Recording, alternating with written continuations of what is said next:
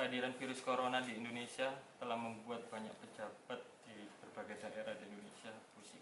Hal itu lantaran mereka dituntut untuk bisa mengatasi dua permasalahan sekaligus, yaitu kesehatan dan ekonomi. Di Jawa Timur sendiri, Pemprov Jatim yang dipimpin oleh Ibu Gubernur Ibu Khofifah Indar Parawansa dalam mengatasi hal itu sendiri telah membuat Satgas COVID-19 Jawa Timur. Satgas itu sendiri juga mencakup dari OPD, berbagai OPD yang ada di Jawa Timur. Satu di antaranya adalah Disperindak Jawa Timur atau Dinas Perindustrian Perdagangan dan Jawa Timur. Kinerja dari Disperindak Jatim sendiri sangatlah vital guna menjaga kestabilan ekonomi Jawa Timur. Lalu bagaimana upaya-upaya yang telah dilakukan Disperindak Jatim yang dikepalai langsung oleh Bapak Derajat Irawan selaku Kepala Disperindak Jawa Timur. Kita akan membahasnya secara eksklusif malam ini bersama Bapak Derajat Irawan selaku Kepala Disperindak Jawa Timur. Selamat malam Pak Derajat. Selamat malam. Maaf mengganggu. Iya, silakan. Pak Derajat. Iya. Bapak sendiri sebagai Kepala Disperindak Jawa Timur ini bisa dibilang sepanjang sejarah ini yang berbeda. Lantaran Bapak sendiri satu-satunya sebagai Kepala Disperindak Jatim dalam sejarah Jatim ini pas ada corona ini Pak. Bisa dibilang ya Pak. Iya. Nah, melihat hal itu sendiri Pak, ngomong-ngomong ini kondisi Jatim sendiri ini ekonominya gimana Pak selama ada corona? Iya. Terima kasih Mas. Jadi memang kalau berbicara pandemi COVID-19 ini memang tentu saja ada dampak terhadap ekonomi Jawa Timur. Ini saya kira menjadi bagian yang penting untuk kita lihat bersama. Sebagai contoh, indikatornya begini. Ketika sebelum pandemi COVID akhir tahun 19 itu pertumbuhan ekonomi kita masih 5% lebih. Nah, setelah COVID ini maka pada semester 1 ini terjadi kontraksi ekonomi kita sehingga menjadi minus 1,51%. Artinya di sini ada penurunan atau kontraksi. Nah, dalam perjalanannya memang selama pandemi COVID ini pada semester 1 terutama di mana PDB kita itu 1136,86 triliun itu memang dibentuk dari 3 parameter utama. Yang pertama sektor industri 30,41%, sektor perdagangan 17,87% dan sektor pertanian 12,33%. Artinya begini, artinya bahwa memang 3 penopang inilah yang menggerakkan ekonomi Jawa Timur. Jadi dengan PDRB yang 1136 triliun lebih ini itu dibangun paling banyak di industri, perdagangan dan pertanian serta sektor lain. Nah, ternyata juga dari sektor industri yang menjadi penopang ekonomi Jawa Timur itu juga mengalami penurunan. Yang biasanya kita akhir tahun 96,8%, ini menurun menjadi minus 1,02. Artinya apa? Artinya memang industri kita ada kontraksi, ada penurunan. Demikian juga perdagangan yang biasanya sebelum COVID itu 6,01% menjadi 4,9%. Berarti pergerakan barang dan jasa dari sisi perdagangan juga mengalami penurunan. Nah, berbicara kondisi ekonomi kita, maka pertumbuhan ekonomi itu dibangun dari belanja konsumsi, belanja pemerintah, investasi, ekspor, berbagai impor. Ternyata ekspor kita juga menurun. Ekspor kita ini banyak didominasi oleh sektor non-migas. Ini juga menurun, terjadi kontraksi juga dibandingkan dengan periode sebelumnya itu ada menurun 5,16%. Impor juga menurun. Impor non-migas, biasanya impor itu untuk bahan baku industri dan sebagainya, itu juga menurun sekitar 11,32%. Nah, ini kondisi sampai dengan semester 1 tahun 2020. Nah, untuk itu maka pergerakan menurun ini sedang kita lihat secara bersama-sama. Di antaranya memang konsumsi masyarakat menurun.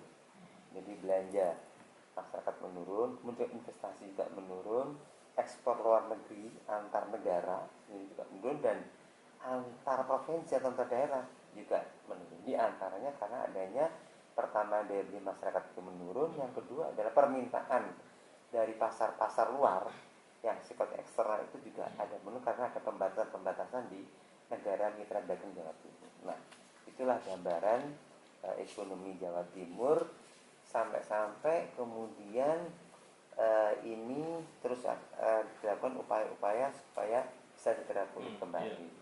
Tadi kan Pak sudah membahas berbagai kondisi ya, mulai dari adanya pandemi di Jawa Timur sampai sekarang sendiri dan berbagai hal lainnya.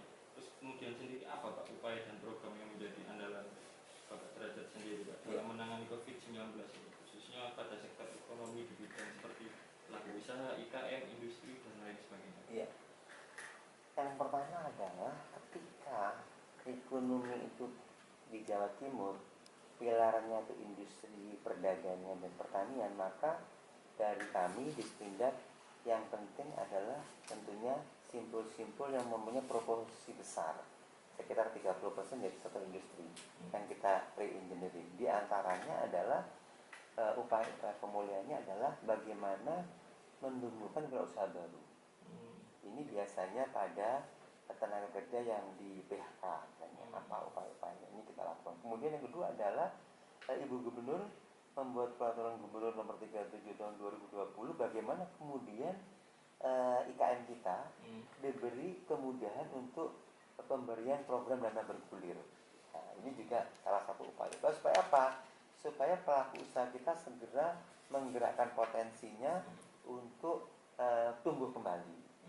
Yang berikutnya adalah bagaimana kemudian supaya produk yang ada ini yang sudah diintervensi dengan dana bergulir ini juga bisa diterima pasar, yaitu ditingkatkan daya saingnya. Apa itu dengan SNI, uji nutrisi, halal dan sebagainya sehingga diharapkan bisa diterima pasar dengan lebih bagus. Yang tidak kalah pentingnya adalah merespon kepentingan publik. Jadi ini hari-hari ini ketika di pandemi COVID ini banyak kebutuhan alat pelindung diri, apa itu masker, apa itu hazmat, ini juga diedukasi sehingga bisa langsung diserap oleh pasar. Belum lagi minuman-minuman herbal, ini tiba-tiba masyarakat membutuhkan. Nah, kita akan juga memberikan bintek-bintek tentang minuman herbal, juga mendorong pasar kita ke dalam provinsi, antar provinsi melalui misi dagang online, webinar-webinar yang kemarin itu juga yang antar negara kita lakukan. Dan yang tidak kami adalah membangun kelancaran rantai pasok. Jadi dengan perhubungan, dengan dinas terkait kita mendorong dengan dinas pertanian, perikanan, peternakan, mendorong supaya rantai pasok dari produsen ke konsumen ini sedemikian perlancar, tidak terlalu panjang jaringannya. Dan yang terakhir adalah juga melakukan dukungan dengan promosi. Apa itu pameran offline, pameran online, intinya bagaimana kemudian barang ini segera diserap oleh pasar. Ini yang untuk industri. Bagaimana perdagangan? Perdagangan yang penting adalah bagaimana kemudian di tengah pandemi COVID ini masyarakat masih bisa mendapatkan bahan pokok dengan harga yang terjangkau, namanya harga eceran tertinggi. Untuk itu maka kita optimalkan ada satu aplikasi namanya Siska Perbaku. Bagaimana kemudian harga-harga itu bisa dipantau lebih optimal oleh masyarakat, gimana pergerakan yang kemudian terjadi harga naik misalnya atau kesulitan kelangkaan. Nah, ini kita optimalkan dan masyarakat yang biasanya itu datang ke pasar, maka kita ubah perilakunya menjadi selama pandemi itu tidak banyak ketemu orang. Nah, kita bikin pamor, pasar murah online mandiri. Artinya bagaimana merubah kebiasaan mereka cukup pakai web atau pakai WA, kemudian mereka tinggal mengambil di secara drive-thru atau kita kirim di sentra-sentra pemukiman lewat RT RW. Ini istimewanya apa? Kita berjejaring dengan produsen sehingga harganya harga pabrik. Nah, ini juga sudah kita lakukan, termasuk bagaimana kemudian infrastruktur perdagangan, apa itu pasar, apa itu mall, pasar modern, kita berikan satu edukasi supaya mereka bisa mendorong untuk sesuai dengan protokol kesehatan. Bagaimana meletakkan maskernya, kemudian cuci tangan, hand sanitizer, bilik-bilik untuk disinfektan dan sebagainya itu kita pantau karena memang sudah diatur di dalam Permendak maupun ESKGUP. Jadi supaya mereka lebih optimal. Dan kita ada UPT Perlindungan Konsumen yang ikut memantau pengawasan terhadap infrastruktur di bidang penanganan atau infrastruktur untuk COVID itu. Yang berikutnya adalah kita mengimplementasikan secara nyata-nyata apa yang disampaikan Bapak Presiden tanggal 14 Mei itu gerakan Bangga Buatan Indonesia. Nah, kita bikin nyata gerai. Satunya di kantor, ini dalam proses untuk penyempurnaan, dan satunya kita bersinergi dengan private sector di mana ada 1000 meter department store yang nanti digunakan untuk IKM secara free. Nah, di situ diharapkan pelaku IKM bisa langsung ketemu dengan calon konsumennya. Itu yang kita lakukan. Kan juga di lapangan ini, pasar ini kan juga masih offline ya, juga banyak ramai. Iya. Apa di Sweden sendiri sudah melakukan sosialisasi terkait 3M Pak, seperti yang dianjurkan oleh pemerintah terkait jaga jarak, wajib cuci tangan dan lainnya itu Pak? Iya. Memang dengan berjalannya waktu ini pada bulan-bulan September Oktober ini rupanya kesadaran masyarakat sudah mulai lebih meningkat. Dulu memang cari masker aja sulit. Sekarang sudah di-drop oleh Bu Gubernur, Ibu-ibu Bupati, Kepala Daerah, Bapak Kepala Daerah, Kepala Pasar, sehingga sekarang itu praktis sekurang-kurangnya masker. Ini sudah banyak dicukupi lah oleh penjual maupun pembeli. Kemudian juga ada beberapa yang menyediakan cuci tangan. Jadi ini mengindikasikan bahwa kesadaran masyarakat terhadap protokol sudah jauh lebih meningkat kalau lihat dari kondisi saat ini. Ini saya kira menjadi kabar baik saya kira. Nah, ini saya kira menjadi bagian penting, dan betapa sekarang masker itu banyak dibagi oleh beberapa kalangan, oleh Ibu Gubernur, juga oleh bupati sebagainya. Ini juga membantu untuk pengurangan penularan COVID. Jadi ini saya kira menjadi bagian penting. Pak, bicara yang kain ini Pak, iya. dari Disperindak Jatim sendiri, maksud saya dari Pemprov Jatim melalui Disperindak sendiri, apakah sudah mensosialisasikan terkait SNI masker kain sendiri? Iya. Jadi memang regulasi ini memang dari BSN ya. Kemudian kita sosialisasikan di beberapa medsos kita. Kemudian juga kita mengadakan semacam webinar memberikan harapan bahwa masker kain ini diminta atau dihimbau atau diarahkan untuk SNI. Dan ini saya kira sebagai satu upaya yang bagus. Karena apa? Karena banyak IKM kita yang kemudian beralih fungsi bikin masker kain.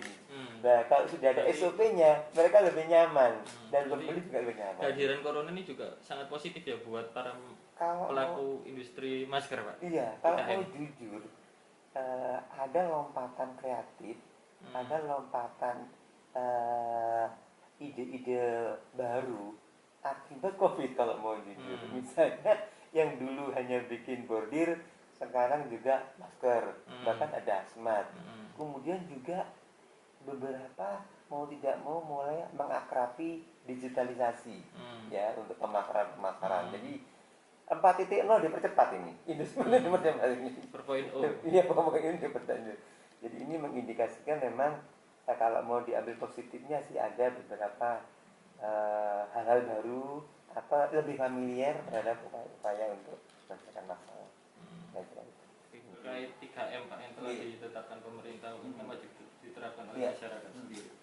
Untuk sarana perdagangan seperti apa Pak upaya pencegahan yang dilakukan dari Disperindak Jatim ini? Iya. Sarana perdagangan ini menjadi bagian yang penting juga. Karena apa? Karena entitas konsumen maupun pedagang itu berkumpulnya di sarana.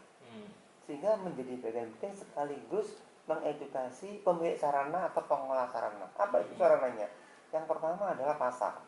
Baik pasar tradisional, pasar modern, retail modern, pasar rakyat. Sehingga Menteri Perdagangan membuat edaran nomor 12 tahun 2020 bagaimana kemudian agar surat edaran ini mewajibkan agar pengelola itu mengelola prokesnya dengan bagus, mulai jaga jarak, Kemudian didukung pula dengan surat edaran Ibu Gubernur tanggal 27 Maret tahun 2020 di fasilitas umum. Artinya bagaimana kemudian pengelola, owner, dan juga infrastruktur yang ada di perdagangan itu ada cuci tangan, ada masker yang disiapkan atau dijual dengan mudah didapatkannya, kemudian juga jaga jarak. Artinya kemudian hal seperti ini nih kita nggak bayangkan dulu. Nah sekarang mau tidak mau baik owner maupun konsumen akan mengikuti itu. Bahkan ada sudah banyak kreatif. Misalnya kalau dulu cuci tangan pakai keran sudah banyak yang sensor. Bahkan satu departemen store yang kapasitasnya 5.000 ada yang pembatasan 1.000 misalnya atau 30%. Jadi upah-upah itu sempat dilakukan sedemikian rupa, dan cuci tangan juga nyata-nyata, pengecekan suhu tubuh juga nyata-nyata, sekaligus penyemprotan desinfektan. Ini mengindikasikan betapa regulasi yang dibuat oleh Kemendak maupun Ibu Gubernur ini alhamdulillah dengan dipantau, diawasi oleh tim COVID, ini memberikan edukasi pada masyarakat. Betapa kemudian di satu sisi ekonomi tumbuh, tapi di sisi lain tolong dikendalikan pengendalian COVID-nya itu dengan infrastruktur perdagangannya maupun infrastruktur untuk kelengkapan kita sendiri. Nah ini saya kira menjadi bagus, termasuk kita mengedukasi beberapa pasar yang bridging dengan marketplace. Ada 2.000. Supaya apa? Supaya mereka paling tidak kalau menghindari kerumunan ya silakan berbelanja di e-commerce yang tidak bridging dengan pasar tradisional. Ini kira-kira beberapa infrastruktur yang disiapkan dalam rangka berpapok. Upaya-upaya itu Pak, terobosan dan kiatnya seperti apa Pak? Sehingga upaya tersebut benar-benar mampu diwujudkan Pak? Iya. Mampu menghasilkan hasilnya. Betul-betul. Jadi terobosan ini saya kira tidak ada pilihan. Karena ini ada produk yang diproduksi, kemudian ada proses produksi, ada standarisasi, ada pasar. Maka yang paling penting pertama adalah bagaimana produk ini bisa segera diserap oleh pasar. Nah pasar ini kondisinya tidak seperti ketika normal. Maka bagaimana kemudian pembangunan jejaring antara pelaku ini kita buat misi dagang online. Nah ini sebagai bentuk bagaimana kemudian mereka ini kita pertemukan secara online. Tentu saja ada technical meeting dulu antara pelaku dari provinsi mitra dengan provinsi Jawa Timur misalnya, dan juga identifikasi produknya. Karena apa? Ketika terjadi dia nggak bisa megang barangnya, ya kan? Nah itu yang perlu kita lakukan. Bagaimana kemudian kita lakukan secara online. Yang kedua adalah misi dagang hibrid. Jadi bagaimana pelaku di Jawa Timur waktu itu di Surabaya ada 50 ketemu dengan sekitar 20 dari 4 provinsi. Nah, ini untuk bermisi dagang. Ini juga sudah lumayan. Ada satu transaksinya yang cukup lumayan. Artinya apa? Artinya pasar diciptakan, maka produksi akan bergerak. Antar negara itu demikian. Kita bikin bisnis matching online dengan Amerika, dengan Jerman, dengan India, dan di sana itu ada diaspora atau orang kita itu yang memang memanfaatkan produk-produk unggulan Jawa Timur. Ini yang skala menengah. Skala besar kita bertemu dengan importir negara lain dengan eksportir kita. Nah, tapi secara online. Jadi ini saya kira upaya kita membangun jejaring dengan KJRI, dengan ITPC, dengan Kadin dan sebagainya untuk kemudian membiasakan bahwa ini menjadi hal biasa lama-lama. Pada awalnya mungkin agak gagap, tapi lama-lama mereka juga bisa menyesuaikan. Itu saya kira beberapa terobosan yang kita lakukan. Dari upaya itu tadi Pak, lalu apa hasil yang telah dicapai sendiri Pak? Iya, jadi hasilnya ini memang paling tidak ada kuantitatif ada kualitatif. Secara kuantitatif memang ketika kita mempertemukan pelaku usaha Jawa Timur dengan provinsi mitra, ini ada beberapa misi dagang online. Ada yang dengan NTB, NTT, Papua, Sulawesi Selatan. Itu yang pertama outputnya itu transaksi potensi perdagangannya itu mencapai 58,7 miliar. Jadi banyak barang-barang kita yang bisa diterima oleh mereka dan sebagainya. Yang kedua, kita dengan 5 provinsi, Sulawesi Tenggara dan juga Gorontalo itu 75,3 miliar. Kemudian yang ketiga 22,8 miliar. Yang hibrid itu dengan dengan Kaltim, dengan Maluku itu 168,2 miliar, dan yang terakhir kita offline dengan NTT ya, NTT kemarin Kupang ya, itu ada 212 M. Artinya apa? Artinya fasilitasi pemasaran ini memberikan hasil potensi transaksi, dan transaksi ini kita pantau. Kita pantau bagaimana gagal serah, apa sukses serah, ini kita lihat semua dokumen-dokumennya sehingga bisa menjadi bahan evaluasi. Artinya pasar sudah terbuka. Yang kedua adalah kita membuat satu inovasi baru. Contoh, betapa kita punya produk unggulan. Nah ini sekarang publik, biarlah menjadi mudah, kita bikinnya dashboard. Namanya Dolan, dashboard produk unggulan Jawa Timur. Sehingga ketika masuk Dolan, langsung pelaku itu tahu kapan ada pameran, ada bagaimana kemudahan ada di Disperindak, itu bisa langsung masuk sekaligus bisa mengakses barang-barang yang ada di unggulan Jawa Timur. Nah, mudah-mudahan dalam waktu dekat ini akan kita launching. Ini sekarang proses. Kemudian juga dahan, dashboard bahan pangan. Bagaimana kemudian Siska Perbako yang semula hanya list harga, sekarang sekaligus di mana ada kekosongan bahan pokok, di mana bisa transaksi sekalian. Nah, ini namanya dahan.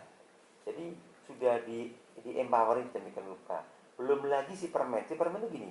Bagaimana kemudian ketika dalam kondisi seperti ini konsumen ini ada keluhan terhadap barang yang dibeli, dia bisa melapor di UPTPK, kita masukkan dalam sistem informasi perlindungan konsumen, namanya si permen. Kemudian beberapa aplikasi-aplikasi bagaimana si Parto mencari toko yang gampang. Kemudian bagaimana pasar rakyat ini kita bikinkan chatbot, jadi cukup berdiri aja. Dan beberapa aplikasi-aplikasi yang kita kembangkan untuk mendorong percepatan pemulihan ekonomi. Nah, itu kira-kira. Bagaimana dengan industri besar? Industri besar ini ada regulasi dari Menteri Perindustrian nomor 7 tahun 2020 tentang izin operasional mobilitas kegiatan industri. Nah, ternyata apa yang terjadi? Banyak sudah industri juga tidak mau menerapkan protokol kesehatan.